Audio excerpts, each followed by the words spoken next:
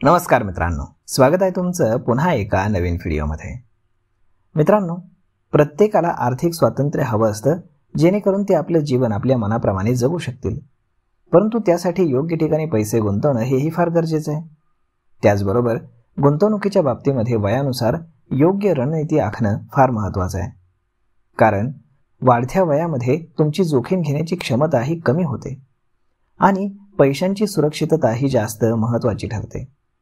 जर तुम्ही म्युच्युअल फंडमध्ये गुंतवणूक करत असाल तर कोणत्या वयामध्ये कोणत्या फंडामध्ये किती पैसे गुंतवावेत हे तुम्हाला विशेष करून समजायला हवं।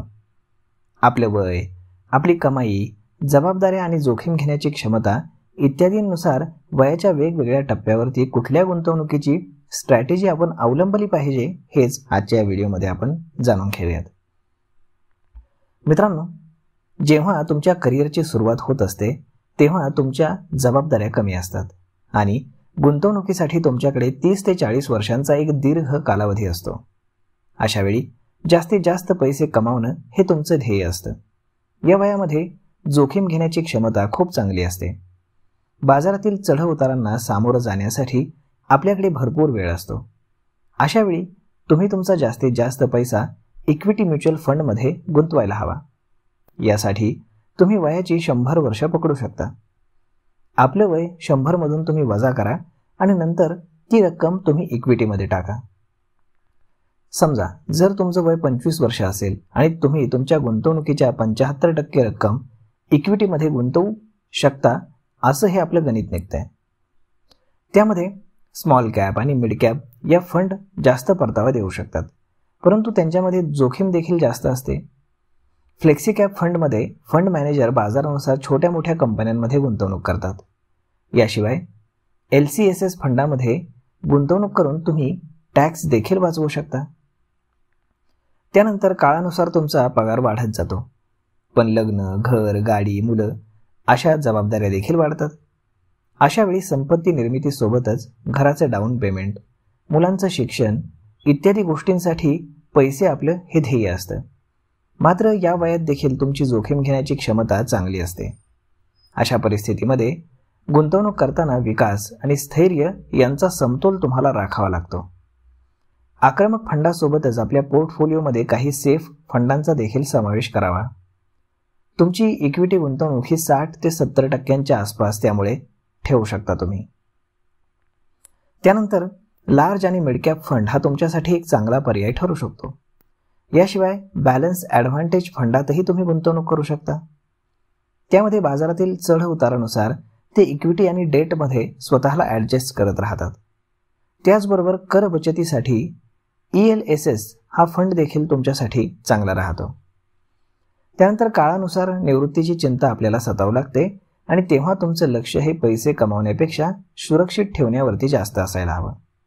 अशावेळी निवृत्तीसाठी मोठा निधी तयार करणं आणि मुलांच्या उच्च शिक्षणाचा मोठ्या खर्चाचं नियोजन करणं हे बहुतांश लोकांचं सगळ्यात मोठं ध्येय असतं। त्यामध्ये जोखीम घेण्याची क्षमता कमी होत जाते आणि वयाच्या या टप्प्यावरती आपण जास्त धोका पत्करू शकत नाही। अशावेळी गुंतवणुकीचं धोरण हे विचारपूर्वक आखायला हवं आणि अशावेळी आपला पोर्टफोलिओ हळूहळू इक्विटीकडून डेटकडे शिफ्ट करायला हवा। आपल्या इक्विटी एक्सपोजरला 50 ते 60% मर्यादित ठेवणं अशावेळी शहाणपणाचं ठरतं। त्यानंतर लार्ज कॅप फंडामध्ये तुम्ही गुंतवणूक करू शकता। ते मोठ्या आणि स्थिर कंपन्यांमध्ये गुंतवणूक करतात, ज्यामुळे जोखीम कमी होते। हायब्रिड फंडात देखील तुम्ही गुंतवणूक करून इक्विटी आणि डेट या दोन्हींचा समतोल साधू शकता।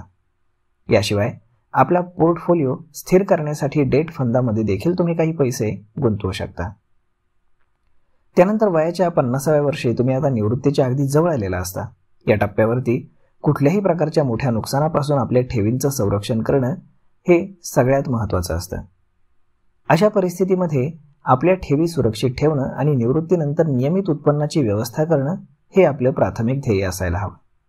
अशावेळी जोखीम क्षमता मोठ्या प्रमाणात कमी करायची असते। अशावेळी गुंतवणुकीचं धोरण हे गांभीर्याने तयार करा आणि आक्रमक गुंतवणूक पूर्णपणे टाळा। आपल्या गुंतवणुकीचा मोठा भाग म्हणजे साधारण 70 ते 80% हा डेट फंडांसारख्या सुरक्षित पर्यायांमध्ये गुंतवा। आपण डेट फंडामध्ये जसं की शॉर्ट टर्म डेट फंड यामध्ये गुंतवणूक करू शकता। हे सर्वात सुरक्षित पर्याय आहेत. याशिवाय कन्झर्वेटिव्ह लोक हायब्रिड फंडामध्ये गुंतवणूक करू शकतात आणि त्यांचा 75% अधिक पैसा हा कर्जामध्ये खर्च होतो. त्याचबरोबर आर्बिट्राज फंडामध्ये देखील तुम्ही गुंतवणूक करू शकता. ते देखील कमी जोखमीचे मानले जातात.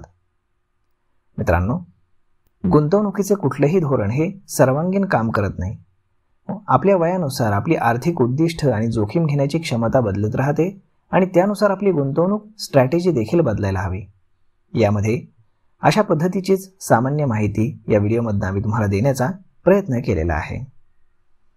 तर मग मित्रांनो, तर अशी जर स्ट्रॅटेजी तुम्ही तुमच्या म्युच्युअल फंड गुंतवणुकीसाठी, इन्व्हेस्टमेंटसाठी जर तुम्ही वापरलीत, ज्यामध्ये तुम्ही तुमच्या वयाचा, तुमच्या उत्पन्नाचा आणि जोखीम घेण्याचा जर विचार करून तुम्ही गुंतवणूक केलीत, तर याचा तुम्हाला भविष्यामध्ये मोठा फायदा झाल्याशिवाय राहणार नाही.